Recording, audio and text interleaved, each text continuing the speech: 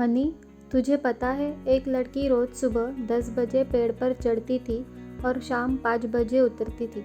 बनी, पर वो ऐसा क्यों करती थी? हनी, वो MBA करने के बाद पागल हो गई थी और खुद को ब्रांच मैनेजर समझती थी। हिमालय सर्वरत्न भूमि पर्वतानां श्रेष्ठ अस्ति। हिमालयस्य शिखरे एकं नगरं कञ्चनपुर आसीत्। कञ्चनपुरे विद्याधराणां नरेशः श्रीमान् जिमुत्केतुः वसति। तस्य महलस्य उद्याने कुलक्रमागत एकः कल्पतरुः आसीत्। नरेशः जिमुत्केतुः कल्पतरोः आराधनां करोति। तस्य कृपायाश्च बोधिसत्वस्य अंशाय उत्पन्नं पुत्रः जिमुत्वाहनं प्राप्त करोति। नरेशस्य पुत्रः महत् दानवीरः समस्तप्राणिभ्यां कृपा करोति। तस्य गुणैः प्रसन्नं नरेशः राजकुमारः यौवराज्ये अभिषिक्तवान्। यौवराज्ये स्थितं जिमुत्वाहनं हितैषिणः पितृमन्त्रिणः उक्तवन्तः, हे युवराज, योऽयं सर्वकामदः कल्पतरुः तव उद्याने तिष्ठति, सः तव सदा पूज्यः। अस्मिन् अनुकूले स्थिते इंद्रः अपि अस्मान् बाधितुं न शक्यात्। सभी रत्नों की भूमि और पर्वतों में श्रेष्ठ हिमाचल नामक पर्वत है। उसके शिखर पर एक नगर बसा हुआ है जिसका नाम कंचनपुर है। कंचनपुर में विद्याधरों के राजा श्रीमान जिमुत्केतु रहते थे। उनके महल के बगीचे में वंश परंपरा से आ रहा एक कल्पवृक्ष था। उस राजा ने उस कल्पवृक्ष की आराधना करके और उसकी कृपा से बोधिसत्व के अंश से उत्पन्न जिमुत्वाहन नामक पुत्र को प्राप्त किया। वह महान दानवीर और सभी प्राणियों पर कृपा करने वाला हुआ। उसके गुणों से प्रसन्न और अपने मंत्रियों से प्रेरित राजा ने समय पर जवानी को प्राप्त उस राजकुमार को युवराज के पद पर अभिषिक्त किया। युवराज पद पर बैठे हुए जिमुत्वाहन के एक बार किसी समय पिता का हित सोचने वाले मंत्रियों ने कहा कि हे युवराज, जो यह सब कामनाओं को पूरा करने वाला कल्पवृक्ष है वह आपके लिए सदैव पूज्य है। उसके अनुकूल होने पर इंद्र भी हमें दुखी नहीं कर सकते हैं।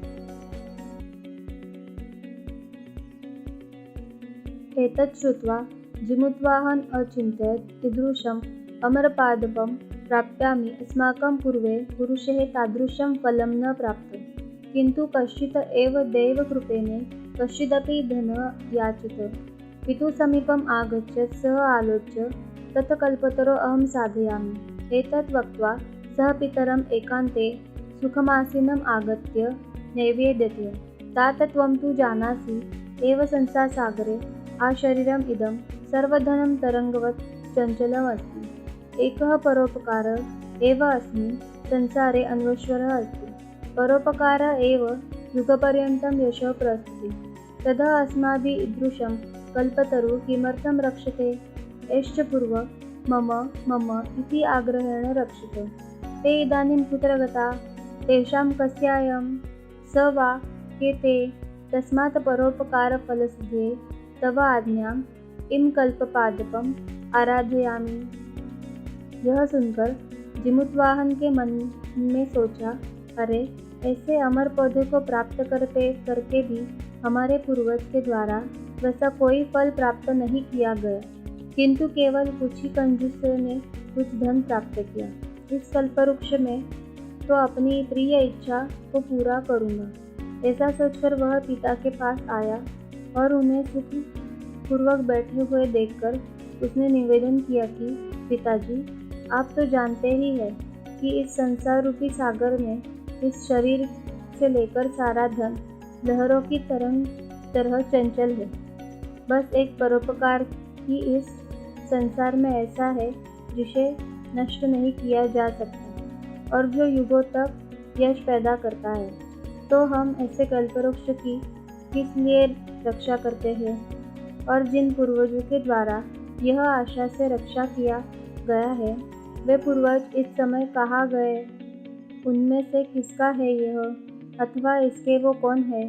तो परोपकार के एकमात्र फल की सिद्धि की प्राप्ति के लिए आपकी आज्ञा से मैं इस कल्पवृक्ष की आराधना करना चाहता हूँ। पितरा तथा इति अनुमत्या जिमुत्वाहन कल्पतरुम् उपगम्य उवाच हे देव त्वया अस्मत्पूर्वेषामनेकाः कामना पूरित तव मम एककामना पूरय। यथा पृथ्व्यां दारिद्र्यं न पश्यामि तथा करोतु देव। एतत् श्रुत्वा कल्पतरु उवाच त्वया त्यक्त एषोऽहं यातोऽस्मि इति उक्त्वा तस्मात् तरो उदमुत्। ततः पश्चात् कल्पतरु वसूनि अर्वशत तथा कोऽपि दुर्गतः न आसीत्। तत्पश्चात् जिमुत्वाहनस्य सर्वजीवेभ्यं कृपाया सर्वत्र यशः प्रसिद्ध। उसके बाद पिता के द्वारा वैसा ही करो ऐसी आज्ञा प्राप्त करके जिमुत्वाहन कल्पवृक्ष के पास जाकर बोला, हे भगवान, अपने हमारे पूर्वजों की सारी कामनाएं पूर्ण की है तो मेरी भी एक कामना को पूरा कीजिए। मैं इस पृथ्वी पर किसी को गरीब ना देखूं ऐसी कृपा कीजिए। जिमुत्वाहन को के ऐसे कहने पर तुम्हें छोड़कर यहाँ से मैं जा रहा हूँ, इस प्रकार की आवाज़ उस पेड़ से हुई और क्षण भर में वह कल्पवृक्ष आकाश में उठकर भूमि पर वैसे रत्नों को बरसाने लगा जिससे कोई भी गरीब न ही रह गया। उसके बाद जिमुत्वाहन की सभी जीवों पर कृपा करने के बाद उसका यश हर जगह फैल गया। प्रिय छात्रा, पाठेऽस्मिन् अस्माभिः केचन नूतना कठिना वा शब्दा दृष्ट्वा तेषाम् अर्थान् पश्याम। प्यारे बच्चों, पाठ में हमने कई कठिन और नए शब्दों को देखा और अब हम उनके अर्थ जानते हैं। हिमवान, हिमालय। नगेंद्र, पर्वतों का राजा। सानो, शिखर के चोटी के। कुल क्रमागत, कुल परंपरा से प्राप्त हुआ। यौवराज्य, युवराज के पद पर। श्रकः, इंद्र। अर्थितः, मांगा। अंतिकम, पास में। विचवत, तरंग की तरह। अभ्युन्यून्यात, अनुमति पाया हुआ।